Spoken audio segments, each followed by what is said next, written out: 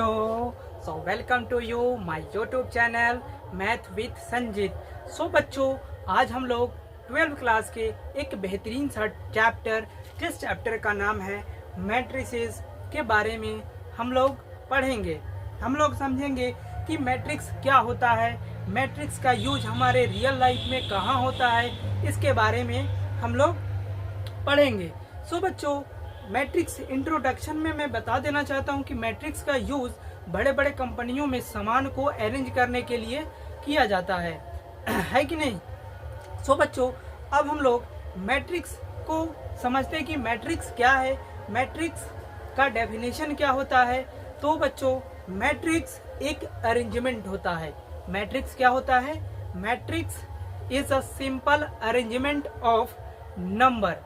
Matrix एक संख्याओं का अरेंजमेंट है। क्या है? अरेंजमेंट। और एक मैट्रिक्स संख्याओं के अरेंजमेंट है और फंक्शन का अरेंजमेंट है। Matrix is a arrangement of number और फंक्शन। सिंपली इसका बेसिक सा डेफिनेशन है कि मैट्रिक्स एक अरेंजमेंट है, और अरेंजमेंट किसका है? तो नंबर का और नहीं तो फंक्शन का। यही होता है इसका बेसिक सा डेफिनेशन। अब हम लोग देखेंगे कि मैट्रिक्स दिखने में कैसा होता है। अगर हम बोले कि मैट्रिक्स की फोटो कैसी होती है, तो अब हम लोग सीखेंगे मैट्रिक्स की जो फोटो होती है, मैट्रिक्स की फोटो कैसी होती है। तो बच्चों, मैट्रिक्स की फोटो कुछ इस प्रकार से होती है। आपको ऐसा मैट्रिक्स की फोटो देखने को मिल जाएगी। कभी कभी आईआईटी वाले क्या करते हैं, इसको बच्चा को कंफ्यूज करने के लिए ऐसा भी सिंबल दे देते हैं। सो बच्चों, मैट्रिक्स कुछ दिखने में ऐसी होती है और ऐसी होती है। अब हम लोग सीखेंगे कि मैट्रिक्स का रिप्रेजेंटेशन कैसे होता है, मैट्रिक्स को कैसे रिप्रेजेंट किया जाता है, मैट्रिक्स को कैसे दिखाया जाता है। सो बच्चों, मैट्रिक्स को अब हम लोग पढ़ेंगे मैट्रिक्स का representation. Representation of matrix. So बच्चों, मैट्रिक्स को कुछ इस प्रकार से दिखाया जाता है। मैट्रिक्स अगर मान लेते हैं कि ए कोई मैट्रिक्स है, तो मैट्रिक्स दिखने में इस प्रकार से होता है, और मैट्रिक्स के अंदर कुछ इस प्रकार से अरेंज किए होते हैं number 1, A11, A12, A13, A21, A22, A23, A2, यहाँ होता है बच्चों A31, A32, A33। कुछ मैट्रिक्स दिखने में इस प्रकार से होता है, और यहाँ भी कुछ होता है। इसको भी हम लोग डिटेल में समझेंगे बच्चों। तो मैट्रिक्स को रिप्रेजेंट करने का कुछ इस प्रकार से मैट्रिक्स को रिप्रेजेंट किया जाता है, जिसमें यहाँ इसको हम लोग बोलते हैं, इसको बोलते हैं A11, A12, A13, सारे एक, इसको हम लोग बोलते हैं एलिमेंट। क्या बोलते हैं इसको? एलिमेंट। एलिमेंट क्या बोलते हैं इसको? एलिमेंट। अब बच्चों, हम लोग देखते हैं, यह जो है हॉरिजॉन्टल लाइन कुछ इस प्रकार से है। इस सारे हॉरिजॉन्टल लाइन इस मैट्रिक्स में अगर देखोगे तो 3 हॉरिजॉन्टल लाइन ऐसे देखेंगे, आपको देखने को मिलेगी। 1, 2, 3, मतलब 1, 2, 3। और इसको हम लोग बोलते हैं रो। इसको हम लोग बोलते हैं रो, और इसको R1 से दिखाते हैं, और इसको बोलते हैं सेकेंड रो, तो R2 से दिखाते हैं, और इसे हम लोग बोलते हैं थर्ड रो, तो R3 से दिखाते हैं। इस तीनों को हम लोग क्या बोलते हैं बच्चों? रो। क्या बोलते हैं? रो। अब देखिए, कुछ आपको इस प्रकार से यहाँ दिख रहा होगा एक स्ट्रेट लाइन, एक ऐसे, अब इस प्रकार से एक स्ट्रेट लाइन जैसा दिख रहा होगा, खड़ा। यह क्या है? खड़ा रेखा जैसे दिख रहा होगा। यह जो है उसको हम लोग बोलते हैं कॉलम। तो इस प्रकार से आप इस मैट्रिक्स में देखिएगा, तो इस मैट्रिक्स में कुछ ऐसा 3 अरेंजमेंट आपको मिलेंगी, 1, 2, और 3, मतलब 1 2 और 3। तो इसको हम लोग बोलते हैं C1, इसको हम लोग बोलते हैं C2 और इसको हम लोग बोलते हैं C3। मतलब इसको तीनों को हम लोग बोलते हैं कॉलम। क्या बोलते हैं? कॉलम। इस तीनों को अगर जनरलाइज फॉर्म में लिखे तो क्या इसको बोलते हैं? कॉलम। UCOLUMN। क्या बोलते हैं इसको? कॉलम। सो बच्चों, फिर से हम लोग थोड़ा सा रिमाइंड कर लेते हैं। देखो, इसको हम लोग क्या बोलते हैं? मैट्रिक्स का रिप्रेजेंटेशन कुछ इस प्रकार से देखने को मिलता है। जो क्या है? हॉरिजॉन्टल लाइन, ऐसे हम बोल सकते हैं। जो सोया हुआ है उसको R1 बोलेंगे, जो खड़ा है उसको C1 बोलेंगे, मतलब कॉलम बोलेंगे। और जो क्या है? हॉरिजॉन्टल है उसको क्या बोलेंगे? रो बोलेंगे। तो अगर हम देखें तो इस मैट्रिक्स में 3 गो रो और 3 गो क्या है? कॉलम है। 3 रो और 3 कॉलम है। सो बच्चों, now pause the video and note it down.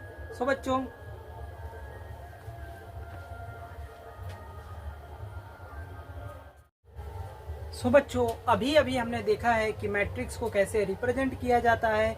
Matrix के अंदर रो क्या होता है, कॉलम क्या होता है, इसको अभी अभी हमने समझा है। सो बच्चों, मैट्रिक्स को इस प्रकार से भी, शॉर्ट में इस प्रकार से भी दिखाया जाता है। सो बच्चों, यहाँ मैट्रिक्स के जो AIJ क्या बोलते हैं? इसको एलिमेंट। अभी अभी हमने बताया है कि इसको हम लोग एलिमेंट बोलते हैं। और यहाँ जो I होता है, यहाँ I होता है वह रो को दिखाता है, और जो J होता है वह कॉलम को दिखाता है। अभी इसके बारे में अभी हमने नहीं बताया है कि यहाँ M क्रॉस N क्या होता है। तो M cross N basic matrix का ऑर्डर होता है। तो देखो बच्चों, यहाँ हम लोग M क्रॉस N को बोलते हैं कि ऑर्डर ऑफ मैट्रिक्स। इसको अभी हम लोग आगे पढ़ेंगे। यहाँ जो M है, M नंबर ऑफ रो को दिखाता है, नंबर ऑफ रो, और N नंबर ऑफ कॉलम को दिखाता है। सो बच्चों, मैट्रिक्स को इन शॉर्ट ऐसे भी लिखा जाता है AIJ, M क्रॉस N। यहाँ A जो I होता है वह रो को दिखाता है, और J होता है वह कॉलम को दिखाता है। और इसके साइड में भी M क्रॉस N लिखा है। इस यहाँ जो M है वह M नंबर ऑफ रो दिखाता है कि किसी मैट्रिक्स में कितने रो हैं, और कितने N जो दिखाता है नंबर ऑफ कॉलम को दिखाता है, किसी मैट्रिक्स में कितने कॉलम हैं। तो अभी अभी हम लोगों ने यहाँ कुछ एक मैट्रिक्स लिया था, इस प्रकार से मैट्रिक्स लिया था, और यहाँ 3 क्रॉस 3 लिखा था। तो 3 क्रॉस 3 का मतलब क्या हुआ कि यहाँ हम क्या है, इस मैट्रिक्स में जो नंबर ऑफ रो है, रो की संख्या है वह 3 है, और कॉलम की संख्या कितनी है? 3 है। तो यहाँ क्या दिखाता है? M क्या दिखाता है? नंबर ऑफ रो, और N क्या दिखाता है? Number of column. सो बच्चों, अब हम लोग सीखेंगे कि ऑर्डर ऑफ मैट्रिक्स क्या होता है, किसी भी मैट्रिक्स का ऑर्डर कैसे हम लोग डिफाइन करते हैं। तो बेसिकली यह M क्रॉस N को एक साथ हम लोग बोलते हैं ऑर्डर ऑफ मैट्रिक्स। क्या बोलते हैं? Order of matrix. अब बताओ कि ऑर्डर ऑफ मैट्रिक्स क्या होता है। तो M क्रॉस N मतलब number of row into number of column को हम लोग क्या बोलते हैं? Order of matrix. Order of matrix क्या होता है? तो देखो, ऑर्डर ऑफ मैट्रिक्स को अब हम लोग पढ़ेंगे। तो देखो बच्चों, यहाँ कि A बराबर अगर कुछ इस प्रकार से एलिमेंट है,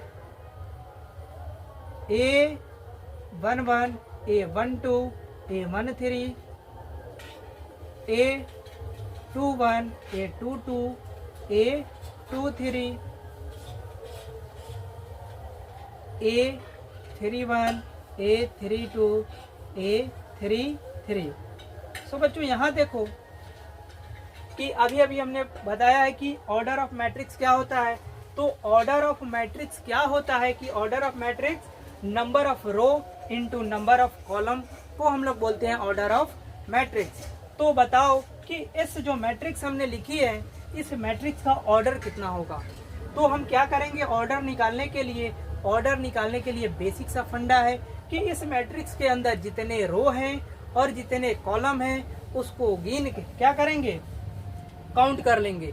तो काउंट करो तो R1 इसको क्या बोलते हैं, R1 फर्स्ट रो को क्या बोलते हैं R1, ये सेकंड रो है R2 और ये थर्ड रो है R3।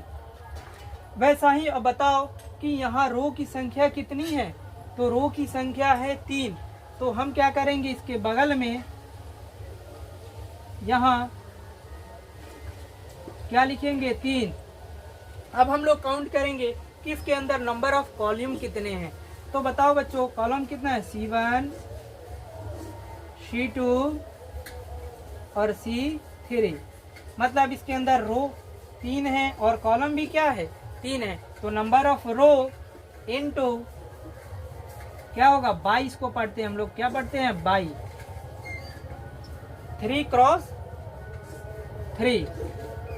तो ऑर्डर कैसे डिफाइन होता है, ऑर्डर क्या होता है, ऑर्डर ऑफ मैट्रिक्स क्या होता है कि number of row into number of column, number of row into number of column को हम लोग क्या बोलते हैं, ऑर्डर ऑफ मैट्रिक्स। इसी एग्जांपल से हमने समझाया है कि इस मैट्रिक्स का ऑर्डर हम लोग कैसे निकालेंगे। तो ऑर्डर निकालने का बेसिक सा जो फंडा है वह क्या है कि नंबर ऑफ रो कितने हैं और नंबर ऑफ कॉलम कितने हैं। तो इस मैट्रिक्स के अंदर नंबर ऑफ रो 3 थे तो मैंने 3 लिख दिया और नंबर ऑफ कॉलम कितने हैं 3 है तो 3 लिख दिया।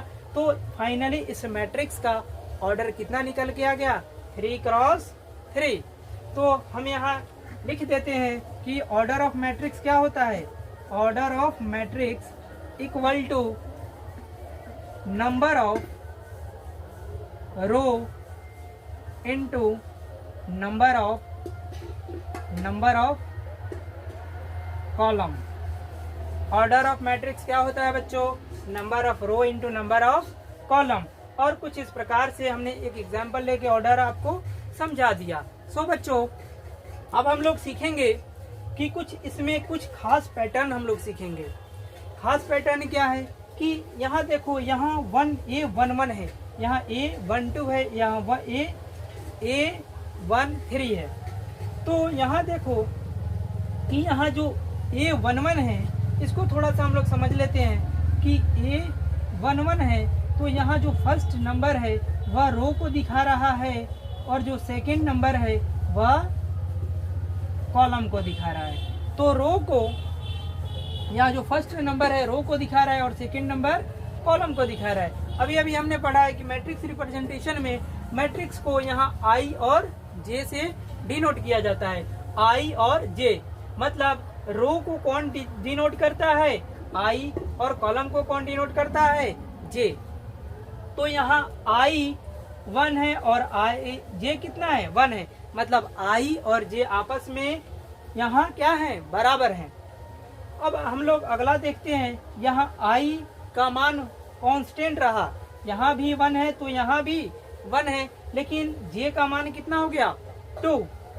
यहाँ भी I का मान 1 है कांस्टेंट, अभी भी I का मान कांस्टेंट रहा और J का मान कितना हो गया 3। मतलब हम लोग ऐसे जाएंगे तो I का मान क्या हो जाएगा, I का मान कांस्टेंट रहेगा और J का मान क्या होगा, बढ़ेगा। मतलब इस साइड में जाने पे ऐसे हम लोग जाएंगे,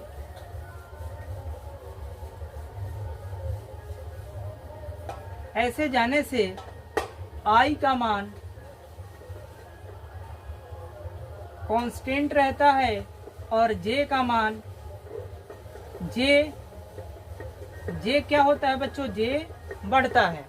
I कांस्टेंट रहता है और J बढ़ता है। तो देखो बच्चों अब हम लोग क्या करते हैं, कि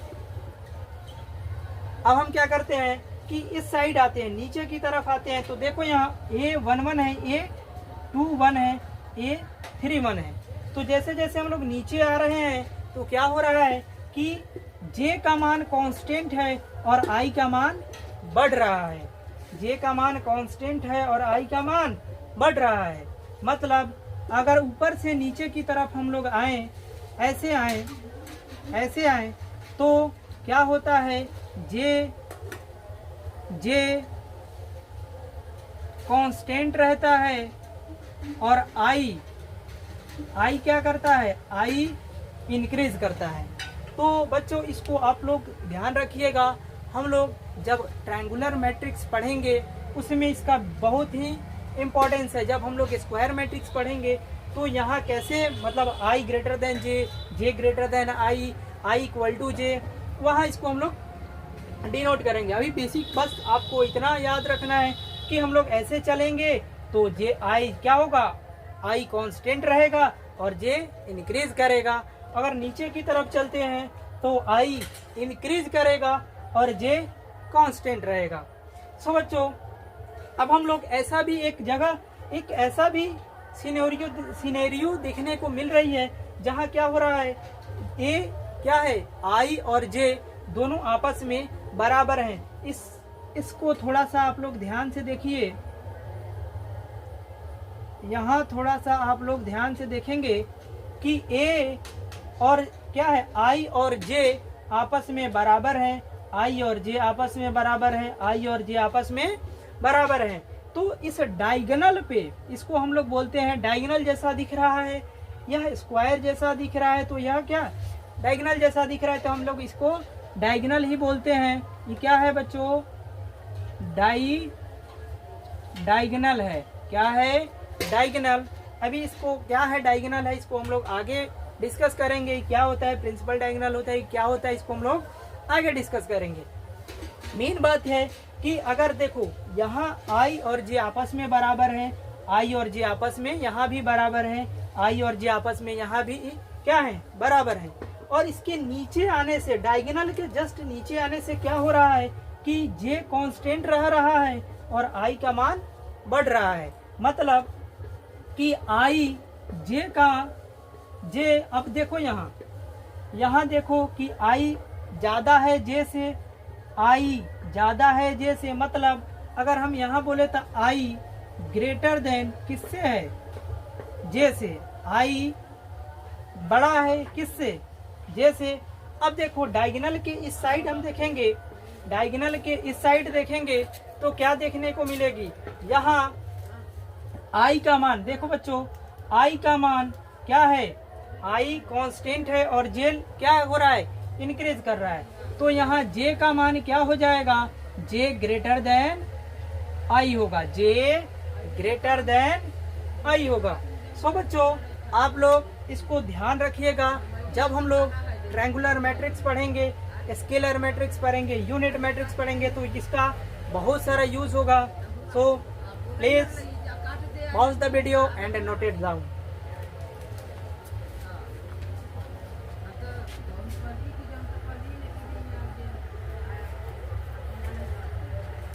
तो अब हम लोग आगे बढ़ते हैं। इसके पहले हम लोग मैट्रिक्स रिप्रेजेंटेशन के बारे में पढ़े थे कि मैट्रिक्स को कैसे रिप्रेजेंट किया जाता है, कितने रो होते हैं, कितने कॉलम होते हैं, रो क्या होता है, कॉलम क्या होता है, इसके बारे में हम लोग पढ़ चुके हैं। अब हम लोग टाइप्स ऑफ मैट्रिक्स के बारे में पढ़ेंगे कि मैट्रिक्स कितने प्रकार के होता है। तो बच्चों सबसे पहला जो हमें पढ़ना है वह जो है रो मैट्रिक्स। तो नाम से ही क्लियर हो रहा है कि रो मैट्रिक्स है। तो रो मैट्रिक्स क्या होगा कि the matrix have only one row, the matrix have only one row. वैसे मैट्रिक्स जिसमें केवल एक ही रो हो, वैसे मैट्रिक्स को हम लोग क्या बोलेंगे, रो मैट्रिक्स। उसके बाद हमें पढ़ना है कॉलम मैट्रिक्स। इसका भी डेफिनेशन कुछ उसी तरीके से बनेगा कि the matrix have only one column, the matrix have only one column. वैसे मैट्रिक्स जिसमें केवल एक ही कॉलम हो, वैसे मैट्रिक्स को हम लोग क्या बोलेंगे, कॉलम मैट्रिक्स। अब हम लोग अगला मैट्रिक्स के बारे में पढ़ेंगे। Rectangular matrix. रेक्टेंगुलर मैट्रिक्स क्या है? रेक्टेंगुलर का नाम सुनते ही एक मन में, दिमाग में, माइंड में क्या बन जाना चाहिए? रेक्टेंगल। तो रेक्टेंगल टाइप का मैट्रिक्स होगा। तो the matrix in which M not equal to N, वैसे मैट्रिक्स जिसमें M not equal to N. अभी हम आपको बताए थे कि एम क्या होता है?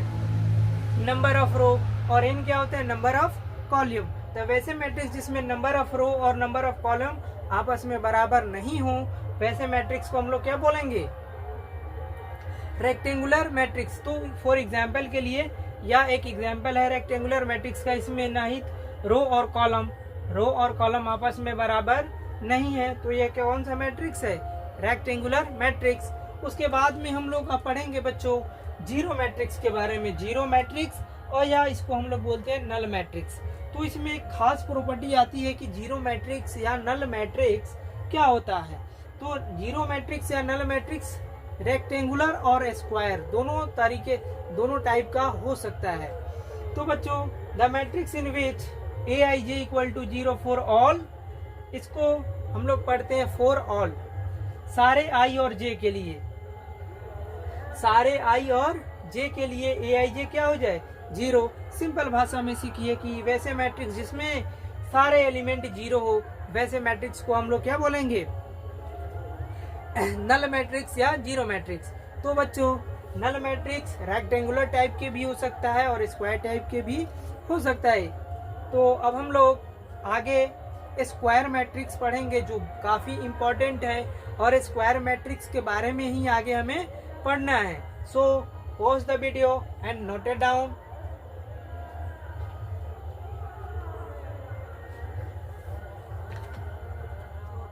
अब हम लोग आगे बढ़ते हैं। सबसे पहले हमने मैट्रिक्स के बारे में पढ़ा, उसका रिप्रेजेंटेशन समझा, के मैट्रिक्स के 4 टाइप्स के बारे में पढ़े। अब हम लोग इस चैप्टर के जो सबसे इम्पोर्टेंट टाइप वाला मैट्रिक्स है उसके बारे में अब हम लोग पढ़ेंगे। तो स्क्वायर मैट्रिक्स के बारे में पढ़ेंगे। स्क्वायर मैट्रिक्स क्या होता है उसको हम लोग सीखेंगे। देखो बच्चों स्क्वायर मैट्रिक्स क्या होता है कि वैसे मैट्रिक्स जिसमें नंबर ऑफ रो और नंबर ऑफ कॉलम आपस में बराबर हो, वैसे मैट्रिक्स को हम लोग क्या बोलेंगे? Square matrix. तो इसका बेसिक सा डेफिनेशन हम लिख देते हैं यहाँ कि those matrix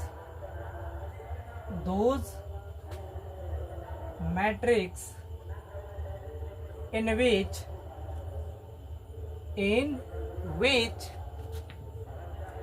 m is equals to n, those matrix in which m is equals to n, मतलब नंबर ऑफ रो और नंबर ऑफ कॉलम क्या हो? बराबर हो। वैसे मैट्रिक्स जिसमें नंबर ऑफ रो और नंबर ऑफ कॉलम आपस में बराबर हो, वैसे मैट्रिक्स को हम लोग क्या बोलेंगे? Square matrix. तो कुछ एग्जाम्पल इसके देखते हैं स्क्वायर मैट्रिक्स के। तो स्क्वायर मैट्रिक्स दिखने में कुछ इस प्रकार से होता है, 1 2 3 4 5, ऐसे कुछ भी हम लोग लिख देते हैं। तो स्क्वायर मैट्रिक्स, अब हम लोग सीखेंगे कि यह स्क्वायर मैट्रिक्स है कि नहीं है। तो इसको स्क्वायर मैट्रिक्स बताने के लिए क्या कंडीशन होना चाहिए कि जो नंबर ऑफ रो है उतना ही नंबर ऑफ कॉलम होना चाहिए। तो देखो नंबर ऑफ रो कितने हैं तो काउंट कर लेते हैं, 1 2 3। नंबर ऑफ रो कितने हैं? 3। और नंबर ऑफ कॉलम कितने हैं? 1 2 3। तो नंबर ऑफ कॉलम कितने हैं? 3। मतलब एक स्क्वायर मैट्रिक्स है। अब देखो इसके अरेंजमेंट को भी देखकर एक स्क्वायर जैसा फीलिंग आ रही है अंदर से। तो यह एक क्या है? स्क्वायर टाइप मैट्रिक्स है। अब हम लोग समझेंगे कि स्क्वायर टाइप की मैट्रिक्स, अब स्क्वायर मैट्रिक्स के टाइप्स के बारे में पढ़ेंगे कि स्क्वायर मैट्रिक्स के टाइप कितने होते हैं। तो स्क्वायर मैट्रिक्स के बारे में हम लोगों ने पढ़ लिया कि वैसे मैट्रिक्स जिसमें नंबर ऑफ रो और नंबर ऑफ कॉलम आपस में क्या हो? बराबर हो, वैसे मैट्रिक्स को स्क्वायर मैट्रिक्स कहते हैं। अब देखो बच्चों स्क्वायर मैट्रिक्स को 2 भाग में बांटा गया है। स्क्वायर मैट्रिक्स को 2 पार्ट्स में डिवाइड किए गए हैं। जो पहला पार्ट है उसको हम लोग बोलते हैं ट्रायंगुलर मैट्रिक्स। Triangular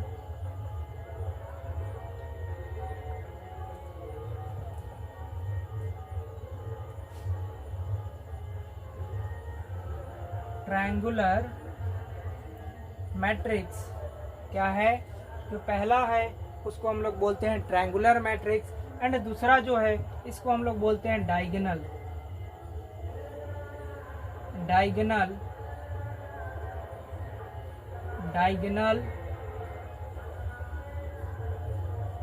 matrix. तो बच्चों यहाँ स्क्वायर मैट्रिक्स को दो भागों में बांटा गया है। जो पहला टाइप का जो मैट्रिक्स है इसको हम लोग बोलते हैं ट्रायंगुलर मैट्रिक्स, एंड दूसरा जो टाइप है इसको हम लोग बोलते हैं डायगोनल मैट्रिक्स। अब देखो ट्रायंगुलर मैट्रिक्स को फर्दर दो पार्ट्स में डिवाइड किया गया है, दो भागों में क्या किया गया, इसको बांटा गया है। तो इसको अब हम लोग समझते हैं, दो भागों में इसको डिवाइड किया गया है। जो पहला भाग है उसको हम लोग बोलते हैं अपर ट्रायंगुलर मैट्रिक्स,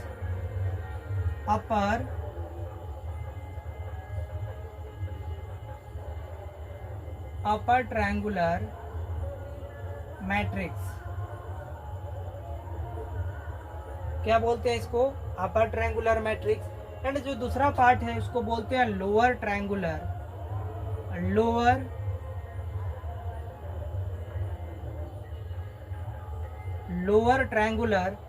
मैट्रिक्स। अब हम लोग सीखेंगे कि अपर ट्रायंगुलर और लोअर ट्रायंगुलर मैट्रिक्स क्या होता है। उससे पहले हम ट्रायंगुलर मैट्रिक्स को दो भागों में बांटा गया है, upper triangular matrix and lower triangular matrix. Upper triangular matrix क्या होता है? देखो यहाँ अपर और ट्रायंगल, मतलब अपर का मतलब क्या है? ऊपर, और ट्रायंगल का मतलब क्या है? ट्रायंगुलर का मतलब ट्रायंगल। मतलब वैसे मैट्रिक्स जिसमें ऊपर क्या बने, ट्रायंगल बने, वैसे मैट्रिक्स को क्या बोलते हैं? Upper triangular matrix. या कोई खास मतलब क्या बोलते हैं उसको, डेफिनेशन नहीं है। इसका डेफिनेशन अभी हम बताएंगे कि क्या होता है, लेकिन थोड़ा सा इसके बारे में क्या हो, आइडिया हो, इसके लिए हम लोग मतलब बता रहे हैं। यहाँ क्या, lower triangular matrix. Lower triangular matrix क्या? लोअर का मतलब नीचे की तरफ, और ट्रायंगल मतलब नीचे की तरफ ट्रायंगल बने, मतलब वैसे मैट्रिक्स जिसमें नीचे की तरफ ट्रायंगल बनता हुआ दिखाई दे। तो अब बताओ बच्चों, अब हम लोग सीखते हैं कि अपर ट्रायंगुलर देखने में कैसा होता है। तो अपर ट्रायंगुलर मैट्रिक्स दिखने में कुछ इस प्रकार से होता है।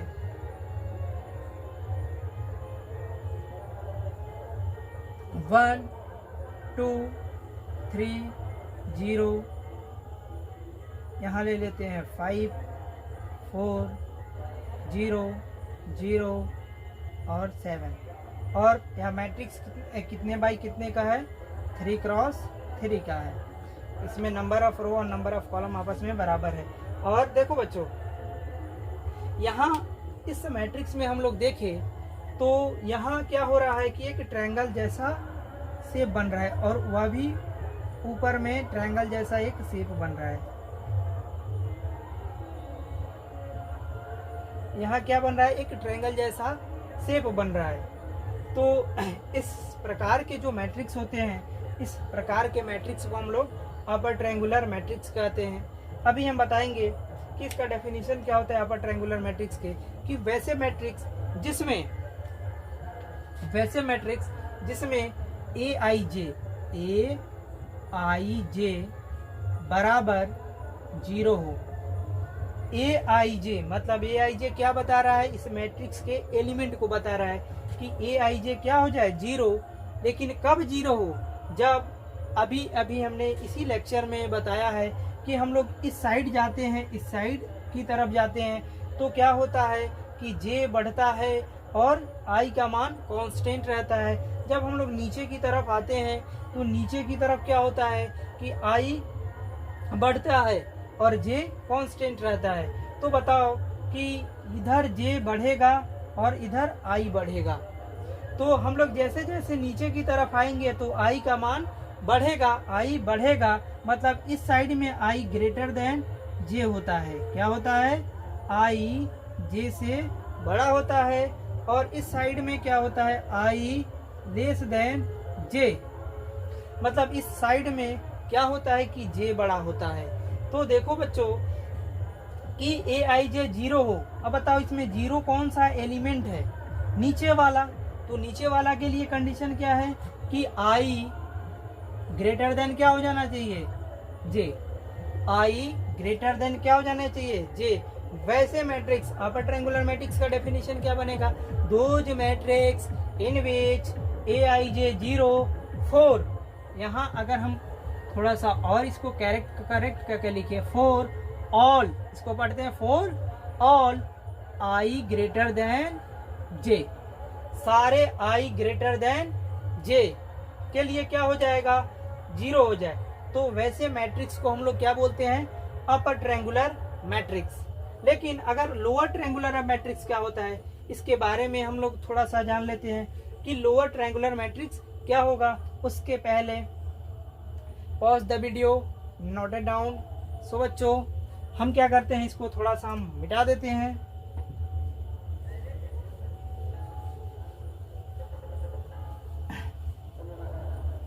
अब हम लोग सीखेंगे कि लोअर ट्रायंगुलर मैट्रिक्स क्या होता है। तो लोअर ट्रायंगुलर मैट्रिक्स कुछ दिखने में इस प्रकार से होता है। लोअर ट्रायंगुलर मैट्रिक्स दिखने में कुछ इस प्रकार से होगा। 1 2 3। यहाँ लोअर में ट्रायंगल बनेगा तो ये क्या हो जाएगा? 0 2 5 0। तो देखो बच्चों, यहाँ एक लोअर में एक ट्रायंगल जैसा बन रहा है। एक लोअर में क्या बन रहा है? एक ट्रायंगल बन रहा है। तो इसको हम लोग क्या बोलेंगे? Lower triangular matrices. तो लोअर ट्रायंगुलर मैट्रिक्स का डेफिनेशन क्या बनेगा? Those matrix in which A आई जे बराबर 0। ए आई जे, इसको हम लोग यहाँ लिखते हैं, ए आई जे बराबर कितना हो जाएगा? 0 फॉर ऑल आई। अब बताओ कि यहाँ इस साइड में हम जाते हैं तो क्या बड़ा होता है? आई बड़ा होता है कि जे। तो ऑब्वियस है कि क्या होता है? जे बड़ा होता है। तो ये सारे एलिमेंट को क्या होना चाहिए? 0 होना चाहिए। तो क्या होगा कि जे बड़ा होगा। इस साइड में क्या होना चाहिए? जे बड़ा, i greater than j. Those matrix in which i a I j is equal to 0 for all i greater than j. तो यही लोअर ट्रायंगुलर मैट्रिक्स का डेफिनेशन होता है। तो बच्चों, अब हम लोग सीखते हैं कि लोअर और अपर ट्रायंगुलर पढ़ने के हमें क्या क्या फायदे हैं। लोअर और अपर ट्रायंगुलर पढ़ने के हमें क्या क्या फायदे हैं, उसके बारे में अब हम लोग सीखेंगे।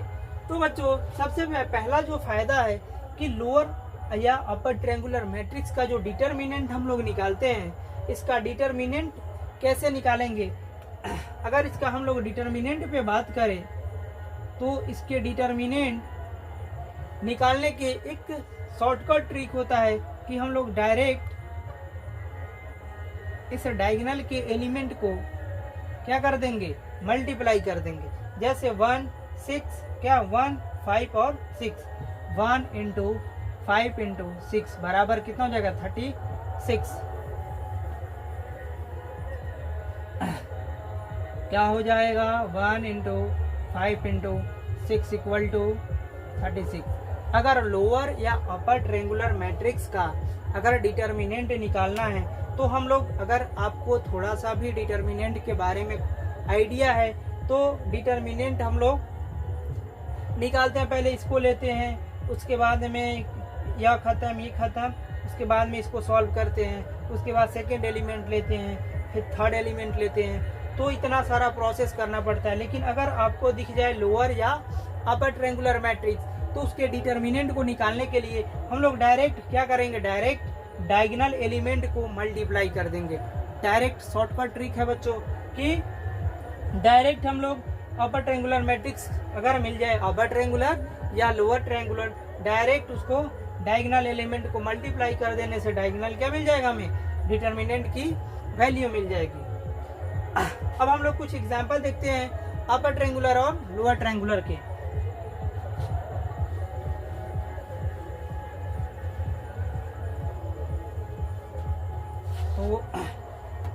देखो बच्चों, अब अपर ट्रायंगुलर और लोअर ट्रायंगुलर के बारे में अब हम लोगों ने कुछ आइडिया आ गया है कि अपर ट्रायंगुलर क्या होता है और लोअर ट्रायंगुलर क्या होता है, और इसको क्या डिटर्मिनेंट निकालने के लिए हम लोग क्या करेंगे, डायरेक्ट डायगोनल एलिमेंट का मल्टीप्लाई कर देंगे। अब हम लोग थोड़ा सा सीखते हैं कि डायगोनल मैट्रिक्स क्या होता है। डायगोनल मैट्रिक्स, उससे पहले हम बेसिक से बता दें कि डायगोनल मैट्रिक्स के बेसिक क्या होता है। तो डायगोनल मैट्रिक्स क्या होता है, हम क्या करते हैं कि अपर ट्रायंगुलर और लोअर ट्रायंगुलर मैट्रिक्स को इसको थोड़ा सा मिटा देते हैं।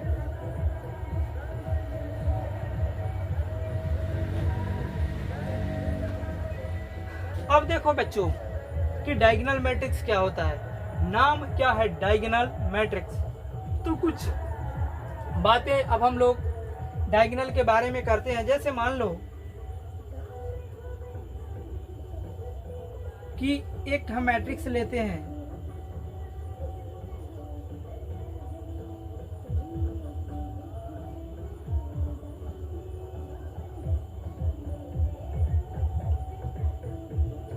तो देखिए बच्चों, हमने एक 3x3 ऑर्डर का एक मैट्रिक्स लिया। तो देखो डायगोनल क्या होता है, तो यह एक पहले स्क्वायर जैसा दिख रहा है कि नहीं, और स्क्वायर में डायगोनल होता है तो वहाँ 2 डायगोनल होते हैं, यहाँ भी 2 डायगोनल आपको दिख रहा होगा। अगर आप गौर से देखिए तो जो पहला डायगोनल कुछ इस प्रकार से आपको दिखेगा, इसको हम लोग बोलते हैं प्रिंसिपल डायगोनल। क्या बोलते हैं, प्रिंसिपल डायगोनल, या इसको हम लोग केवल बोलते हैं डायगोनल, या इसको और एक, इसको शॉर्ट में हम लोग लिखते हैं DIJ। क्या लिखते हैं, DIJ।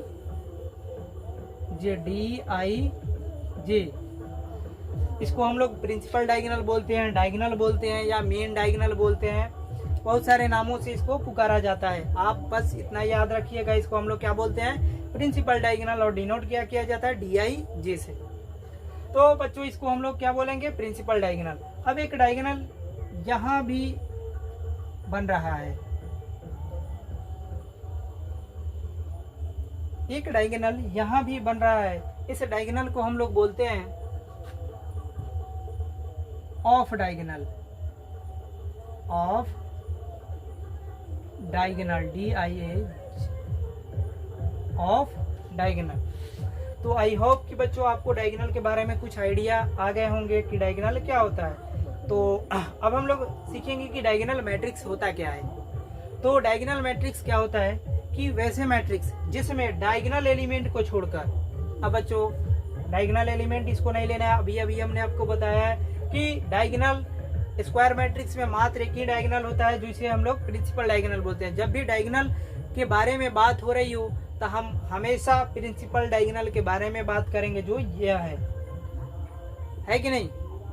तो अब देखो डायगोनल मैट्रिक्स क्या होता है कि वैसे मैट्रिक्स जिसमें क्या हो, डायगोनल ऑल डायगोनल एलिमेंट को छोड़कर बाकी जितना भी एलिमेंट है जो डायगोनल के इस साइड में है और डायगोनल के इस साइड में है, वे सारे एलिमेंट अगर 0 हो जाए तो वैसे मैट्रिक्स को हम लोग क्या बोलते हैं, डायगोनल मैट्रिक्स। तो हम क्या करते हैं कि इसको थोड़ा सा मिटा देते हैं। हम क्या करेंगे कि डायगोनल मैट्रिक्स क्या होता है, यहाँ से हम इसका डेफिनेशन लिख देते हैं कि डायगोनल मैट्रिक्स क्या होता है। AIJ बराबर 0, AIJ बराबर क्या हो जाए, 0।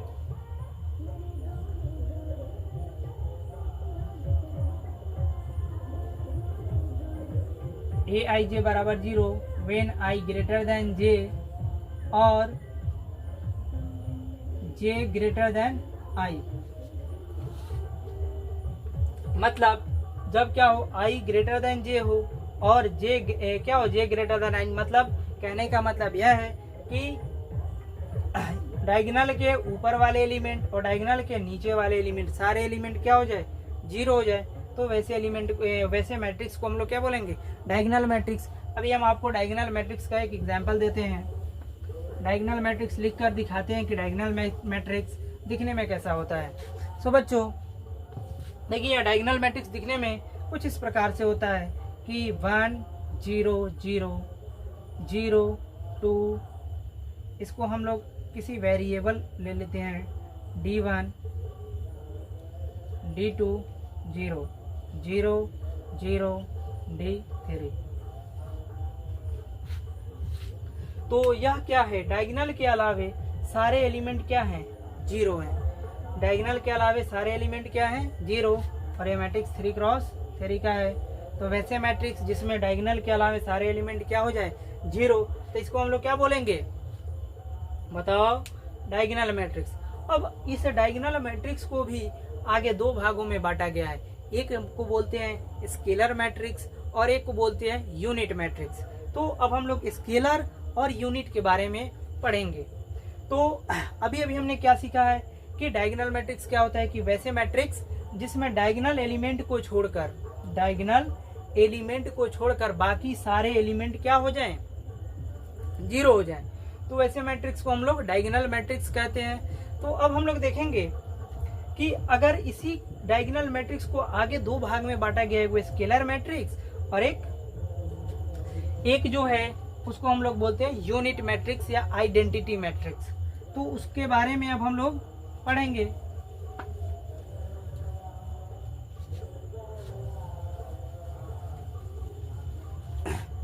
तो इस डायगोनल मैट्रिक्स को आगे 2 भागों में बांटा गया है। जो पहला है स्केलर मैट्रिक्स और दूसरा मैट्रिक्स क्या है, यूनिट मैट्रिक्स।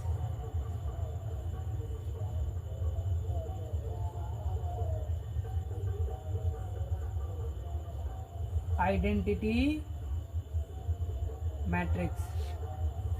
तो देखो, इस डायगोनल मैट्रिक्स को 2 भागों में बांटा गया है, एक स्केलर मैट्रिक्स, एक यूनिट, और इसी का दूसरा नाम क्या है, आइडेंटिटी मैट्रिक्स।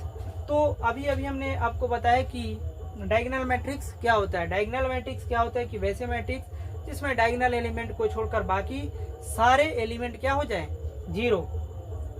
अब देखो, उसी का पार्ट स्केलर है और क्या है, यूनिट है। तो हम एक यहाँ डायगोनल मैट्रिक्स बनाते हैं, एक छोटा सा क्या करते हैं, डायगोनल मैट्रिक्स बना लेते हैं, D1 0 0 0 D2 0 0 0 और D3। तो अब हम लोग सीखेंगे कि स्केलर होता क्या है। अगर D1, ध्यान से समझना कि D1 अगर क्या हो जाए, बराबर हो जाए D1 D2 D3, अगर D1 D2 D3 सारे D के बराबर हो जाए, कोई एक एलिमेंट हो जाए, D1 क्या हो जाए, D1 बराबर D2 बराबर D3 बराबर क्या हो जाए, D। मतलब D1 D2 D3 सारे आपस में बराबर हो जाए, तो ऐसे मैट्रिक्स को हम लोग क्या बोलेंगे, स्केलर मैट्रिक्स। मतलब एक एग्जांपल दे तो क्या हो जाएगा, 2 0 0 0 2 0 0 0 2। यहाँ क्या हो गया, देखो इस डायगोनल एलिमेंट सारे बराबर हैं कि नहीं। तो वैसे मैट्रिक्स जिसमें डायगोनल एलिमेंट बराबर हो जाए, आपस में क्या हो जाए, बराबर हो जाए, तो वैसे मैट्रिक्स को हम लोग क्या बोलेंगे, स्केलर मैट्रिक्स। इसमें एक बड़ा कन्फ्यूजन आता है, उस कन्फ्यूजन को आगे हम लोग डिस्कस करेंगे। अगर क्या हो जाए कि D1 D2 D3 क्या हो, डायगोनल एलिमेंट सेम आ जाए, तो वैसे कंडीशन में यह क्या बन जाएगा, स्केलर मैट्रिक्स। अब ये ऐसा नहीं है कि यहाँ केवल 2 आए, यहाँ 2 आ सकता है, 3 आ सकता है, 4 आ सकता है, मतलब कोई सा भी हम इंटीजर रख सकते हैं, कोई सा भी इंटीजर रख सकते हैं। अब हम लोग समझते हैं कि यूनिट मैट्रिक्स या आइडेंटिटी मैट्रिक्स क्या होता है। अगर इस D1 D2 D3 अगर 1 के बराबर आ जाए, D1 बराबर D2 बराबर D3 किसके बराबर आ जाए, 1 के बराबर आ जाए, 1 के बराबर आ जाए, तो इस परिस्थिति में जो मैट्रिक्स बनेगी 1 0 0 0 1 0 0 0 1। तो इस मैट्रिक्स को हम लोग क्या बोलेंगे, यूनिट या आइडेंटिटी मैट्रिक्स। अब बच्चों यहाँ कंफ्यूजन आता है कि यहाँ भी तो बराबर है और यहाँ भी क्या है, बराबर है, क्या यह भी स्केलर मैट्रिक्स हो सकता है कि नहीं।